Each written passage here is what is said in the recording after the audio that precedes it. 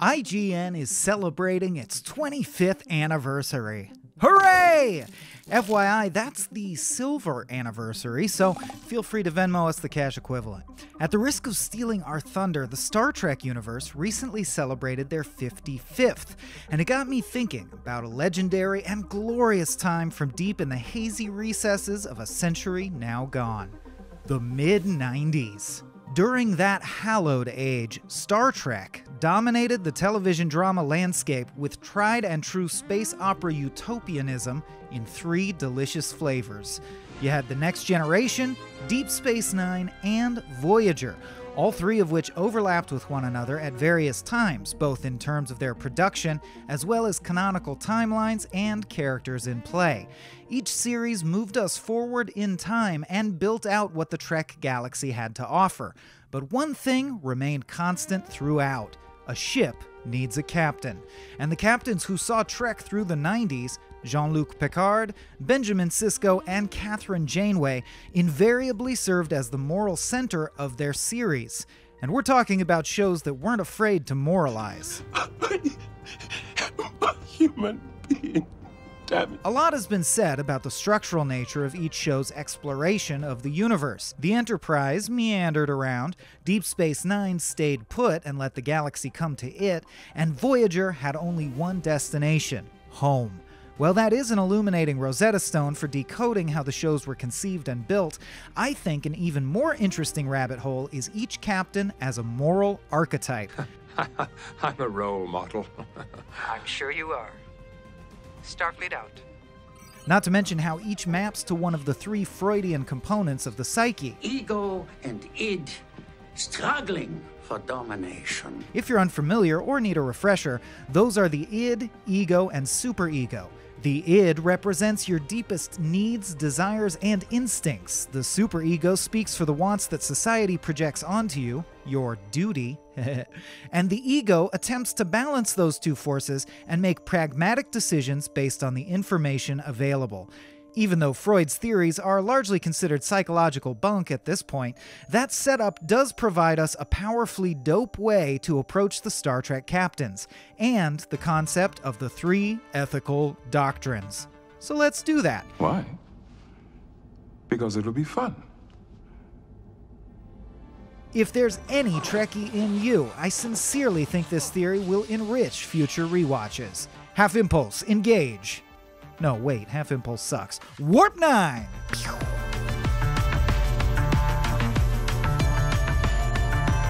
As someone who grew up on Trek, the captains truly helped me form my concept of right and wrong, and continue to be aspirational figures to me to this day. In your position, it's important to ask yourself one question.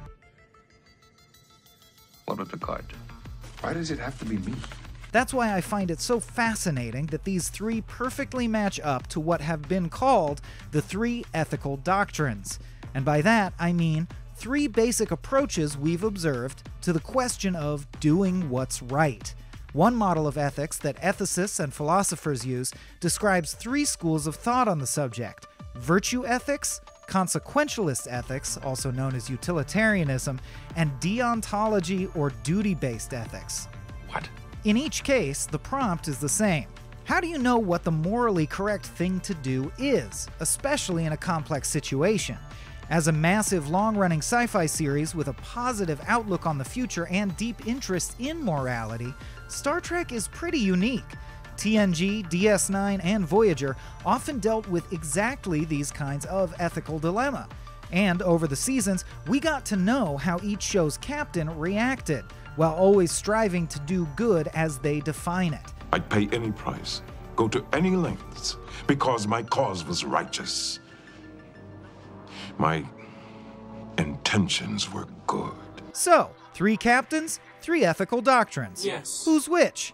Let's start with Picard, or more specifically, Captain Jean-Luc Picard of the Federation Starship Enterprise. formal, proper, lover of Earl Grey tea, and all-around horse nerd. It's perfectly normal. You know, most serious riders do have their own saddle. Of course. Absolutely. Well, if you will excuse me.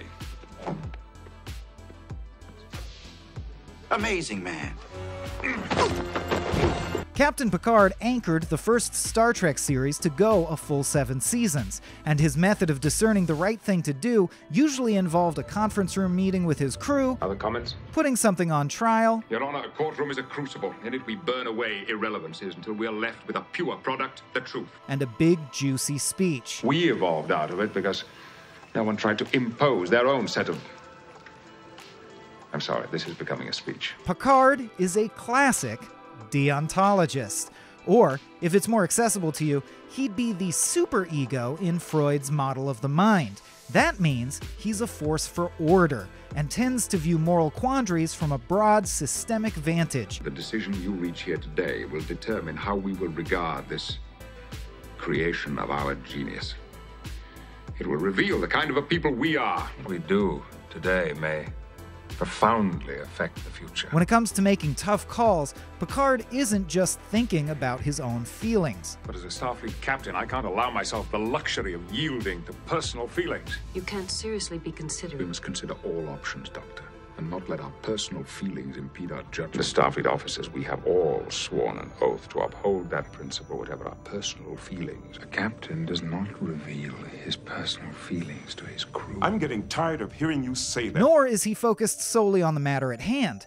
He does his best to holistically envision the entire situation, everyone connected to it, their points of view, and then make the informed choice with the best chance to lead to better outcomes for all involved. I have to weigh the good of the many against the needs of the individual and try to balance them as realistically as possible. That's deontology, baby.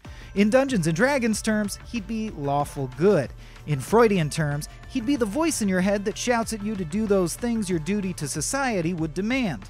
What, quote-unquote, most people would consider the right thing if given as much foresight as possible. And from these specifics, what general conclusion can you extrapolate? The superego's power relies on an underlying faith that your duty is in service of something benevolent. In this case, Picard's faith is in the goals and methods of the Federation and Starfleet that he's sworn to uphold. It is my sworn duty to protect you, but I'm also bound by my oath. The first duty of every Starfleet officer is to the truth. Having bonded with you, I've learned the meaning of duty. We are sworn to uphold the principle of the Prime Directive. We must observe the Prime Directive, but as a Starfleet officer, you're supposed to uphold it. Now that's enough! When it comes to the mission, Picard is a true believer. Ever since I was a child, I've always known exactly what I wanted to do. Be a member of Starfleet. Nothing else mattered. He expects and admires the best from Starfleet and the United Federation of Planets. My culture is based on freedom and self-determination. We mean no harm to any other living creature. We have eliminated hunger, want, the need for possessions. In the pilot episode, he literally defends humanity's right to exist based on moral grounds. We're going to be damned. Let's be damned for what we really are. As a young man, he was wild and undisciplined, and the show repeatedly goes back to a bar fight wherein he got stabbed in the heart and barely survived. It's treated like a defining moment for Jean-Luc, specifically one that showed him the need for order and duty in his own life. I was a different person in those days. Arrogant, undisciplined. I was an undisciplined, loud-mouthed, opinionated young man who was way out of his league. A lifetime of discipline washed away. And take a look at his primary antagonists over the course of the show. The Borg, a hive mind that assimilates all it encounters, and Q, a Fey agent of chaos who flouts the laws of physics at his whim. In the one case, you're dealing with order gone too far. Resistance is futile. We wish to improve ourselves. We will add your biological and technological distinctiveness to our own. And in the other, a scenery-chewing lack of order. To learn about you is frankly provocative. But you're next of kin to chaos. Villains help us define our hero, and in this case, our hero is a bald dude who plays the panpipe and really, really cares about order. Captain, it's not allowed. Your orders. Oh, that's true. Well, I can't wave them again. It's quite all right, sir. I understand. Please don't interrupt me, Wesley. And following rules, because the rules are there for a reason. Our rules keep them from harm, real or imagined. However, here on the Enterprise, We use the chain of command. We plead nothing so long as you break your own rules. Starfleet is not an organization that ignores its own regulations when they become inconvenient. You defied the orders of the ranking officer on the scene. Sworn an oath to uphold that principle. We are sworn to uphold the principle to uphold certain principles. What are our orders? Rules, regulation, rules, orders, duty, truth. Personal feelings. Honestly, he's kind of a narc. He's an admiral, I'm a captain. I cannot force you to disobey his orders. Therefore, I will have to remain in the dark on this mission. And I will just have to trust. But it certainly comes from a good place, and Picard is not incapable of bending the same rules he so believes in. There are times, sir, when men of good conscience cannot blindly follow orders. I'm not content simply to obey orders. I need to know that what I'm doing is right. In fact, he breaks the Prime Directive so often you'd think it was a no right turns on red sign. The Prime Directive forbids us to interfere with the social order of any planet. But nevertheless, I have disregarded that directive on more than one occasion. But I would argue that each time Picard does bend the law, it's a choice made by the writers to increase drama, making it an exception that proves the rule. I just want you to know that I have the utmost respect for the law. After all, this show's supposed to be exciting, and exciting things are usually anomalous. So even though over the course of many, many episodes, Picard often bends or breaks rules, that's human. We make mistakes. Even life itself is an exercise in exceptions. He's always given a clear moral imperative to do so, and this again just reinforces that his natural state is rule following, which is not something you'd say of Benjamin Sisko, first commander and then captain of Deep Space Nine and the Defiant. Don't call me Benjamin.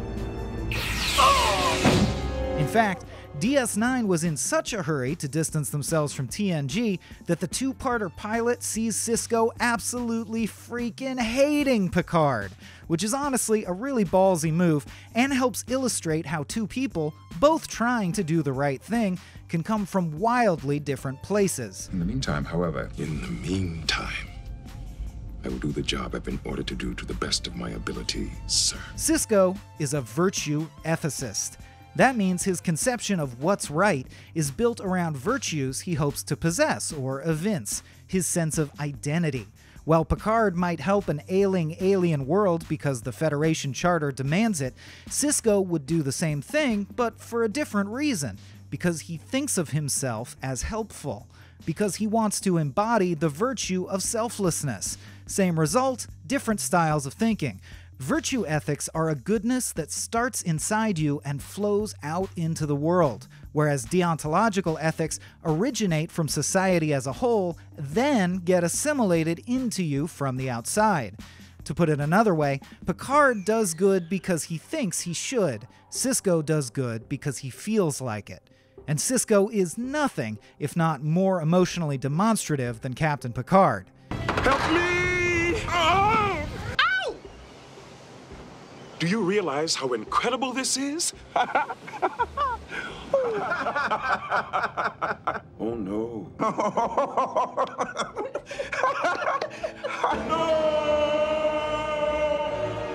I'll try not to yell at any more admirals for a while.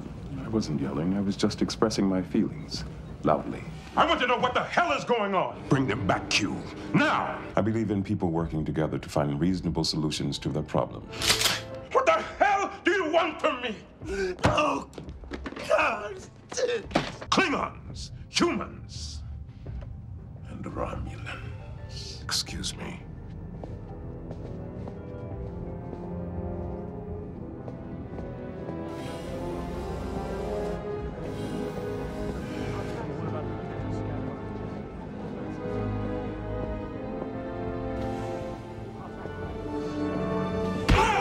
I'm not Picard. Indeed not. Cases in point, Picard is uncomfortable even carrying on a relationship with a fellow officer, whereas Sisko immediately falls in love with his dead wife's twin from a mirror universe, and later marries a freighter captain, Cassidy Yates. While Picard's stories only use romance as a monkey wrench to toss into the equation of a one-off episode, DS9 concerned itself with Sisko's love life and family life because those things are vitally relevant to who he is. Another example, Picard is uncomfortable around children, whereas Sisko is constantly affectionate with his son Jake. The sound of children playing. What could be more beautiful? We did it! Almost too affectionate. Don't think of me as your son right now. Just think of me as another guy. And when it comes to whether to embrace or reject his role as the emissary of the prophets in Bajoran society, he navigates not by lining up the pieces and weighing the pros and cons, but by feeling, intuition, and visions. You're damned right I'm adversarial. You have no right to interfere with my life! But I don't see myself as an icon, religious or otherwise. But I brought it here because I believe that's what the prophets want. I don't care what the prophets want. Thank you, emissary. I wish you wouldn't call me that. It used to make you uncomfortable, too. Not anymore. The list goes on. Sisko's an amateur chef and loves food and cooking. When dealing with the rebellious Maquis terrorist group, he finds himself sympathizing despite his duty to Starfleet. Just because a group of people belong to the Federation, it does not mean that they are saints. Excuse me. Then he can't help but take it personally when things don't work out the way he expected. You can't forgive any of us. And not because we betrayed Starfleet or the Federation, but because we betrayed you. And, perhaps the most revealing, Sisko takes the step Picard refused to in I, Borg, when he had a chance to wipe out the entire Borg collective in one fell swoop. So you've reconsidered the plan? Yes. To use him in this manner, we'd be no better than the enemy that we seek to destroy. In Picard's deontological view, Starfleet simply can't commit genocide, no matter the circumstances. When faced with a similar dilemma during the war against the Founders, Sisko goes to great lengths not only to bring the Romulans into the war by illegal means, but also to poison the Great Link and destroy the entire changeling species. Federation Council considered giving the Founders the cure. Then they decided against it. Then they're abetting genocide. I don't condone what Section 31 did, but the Founders started this war, not us. Giving them the cure would strengthen their hand. In the end, only Odo's intervention stops them from getting the space shaft. Two unimpeachably good people, but one condones genocide and one doesn't. That's a thinker. Like Picard, Sisko's villains also help define who he is. Kai Wynn and Gul Dukat are unabashed, uncut avatars of avarice and evil, respectively. The Wraiths are not evil, but they are powerful, and they're willing to share that power with you. I have given in to the temptations of power. And no one will be able to stand against us. While the Dominion are literally led by shapeshifters, creatures whose identity is not set. To oppose and contrast these forces requires a man of robust identity and enough positive characteristics to outweigh the negative energy of the Paw Wraiths and their evil shenanigans. He's not trying to decide what's right so much as he's trying to be good. So where Picard is of the mind, Sisko is of the heart and body. He's a creature of passion, intuition, and instinct. It's about courage. And it's also about faith. And it is also about heart. Where do you begin to look? Tyree. Why there? Because that's where I was in the vision the prophets sent me. Did they give you any hint which way to go? That way. How do you know that? I know. I guess I was meant to come here. In case you're tracking the Freudian model, this would roughly equate to the id, the part of your psyche that's most in touch with your body's instinctive desires and immediate needs. Freud wasn't describing how to do what's right, per se, but it is a useful analogy, so we're going to keep going with it. Okay, let's talk about Voyager. Time to take out the garbage. The series perfectly sets Captain Janeway up to take on the role of the utilitarian or consequentialist. Would depend on the situation. It always depends on the situation, Seven. But we can debate philosophy another time. At the end of the day, she's got a whole crew of people to get home, and she's willing to take morally questionable actions in service of achieving that outcome. Commander, you and I have the same problem. I think it makes sense to try and solve it together, don't you? But our primary goal is clear. It's a fine crew, and I've got to get them home. I don't know what you need, and frankly, I don't care. I just want our people back, and I want us all to be sent home. That makes her the most likely to say things like, the ends justify the means. The Prime Directive would seem to apply. Would it? Or try to deny the human rights of her holographic doctor, something Picard would probably go to trial to fight. I'm not going to let you turn this into an argument about holographic rights. Why not? That's exactly what it is. The Doctor is more like that replicator than he is like us. Right from the pilot, Janeway just hits different. She recruits her bridge staff from amongst Starfleet penal colonies and the ranks of the Maquis, folks Sisko and Picard wouldn't touch with a 10-foot tractor beam. Why? Because, practically speaking, they're the best options available at the time. The end of the series sees old Janeway trying to convince young Janeway to break the timeline to get Voyager home even faster, even though they already did get home. That's how goal-oriented this lady is. I've become a pragmatist in my old age. All I want is to get that crew back to their families. There are too many examples of Janeway as a pragmatist to even mention. It's her all-the-time vibe, and it is indeed a whole-ass mood. I've already confined my first officer to quarters. Would you like to join him? We couldn't possibly cut to them all, but here's a bit from another episode where she meets herself, just to give you a double dose of no-nonsense decision-making. You're going to self-destruct your ship. What makes you say that? Because that's what I would do if your Voyager were intact. And my Voyager were crippled.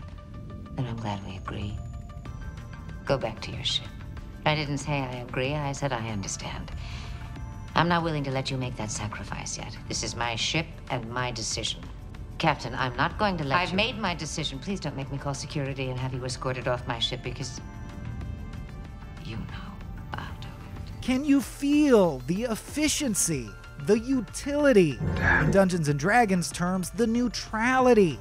Janeway can toe the company line, like when she cleaves to Starfleet ideals to form a mini-federation in the episode where they get trapped in a void. No killing, no stealing, and no giving up. If we work together, I believe we'll succeed. But she can also be a total wild card, like when she does what Picard didn't have the cojones to, and actually does wipe the Borg off the face of the galaxy. Comply, or you will be responsible for many more deaths. You'll have to destroy the entire collective to find them all. Oh, and in case you lost track, that's 2 out of 3 Star Trek captains recommend genocide. Download the virus. Janeway's already in a committed relationship with someone she clearly loves at the start of the show. So unlike Sisko and Picard, there's no dicking around with a romance thread. Instead, she has an even stronger incentive to achieve her overarching goal of getting the ship home. The doctor called. And I was right. She's pregnant? Puppies are due in 7 weeks. Oh, Mark, you've got to take her home with you. Her pleasant lover Mark, and their litter of what must be full-grown dogs by now. In the episode Tuvix, she's presented with the impossible moral quandary of having to kill one crewman to restore the lives of 2. Her solution? Kill the one crewman and live with the guilt. For Janeway, the best plan is whatever gets the job done. Solve a problem, get an answer. The answer's either right or wrong. It's very absolute. I've always found that satisfying. Even her catchphrase is more efficient. All right, get on it. Do it. Even her hobbies are more efficient. Picard has tea, horseback riding, and escaping to the holodeck to pretend to be a detective. And Sisko has Raktajino, baseball, and escaping to the holo suites to hear Vic Fontaine sing for some reason, right? Well, check this out. Janeway has coffee, widely known as the get shit done drink. Listen to me very carefully because I'm only going to say this once. Coffee. Black. Coffee. Black. Coffee. Black. Her sport of choice is just more combat training instead of a sport, and her holodeck hangout is usually chilling with Leonardo da Vinci to work on his flying machine. I mean, can you get more practical? She's getting caffeined up, hitting the range for some target practice, then working engineering problems with the computer on her downtime. Kathryn lets concrete results speak for themselves, and she doesn't let herself get bogged down by regret when her decisions end up going the wrong way. Moreover, when it comes to doing what's right in the moment, Janeway will usually make the call that does the most immediate good in the short term. What do you think you're doing? That array is the only way we have to get back home. I'm aware everyone has families and loved ones at homes they want to get back to. So do I. But I'm not willing to trade the lives of the Okamba. Where Picard might try to predict a systemic outcome or avoid mucking up the timeline, Janeway would argue that it's impossible to predict the future, and you've really just got to do the best you can with what you have. In command school, they taught us to always remember that maneuvering a starship is a very delicate process. But over the years, I've learned that sometimes you just have to punch your way through. Hell, if you mess it up, you can always go back in time again and try to fix it. My advice in making sense of temporal paradoxes is simple. Don't even try. Oh, the almighty temporal prime directive. Take my advice.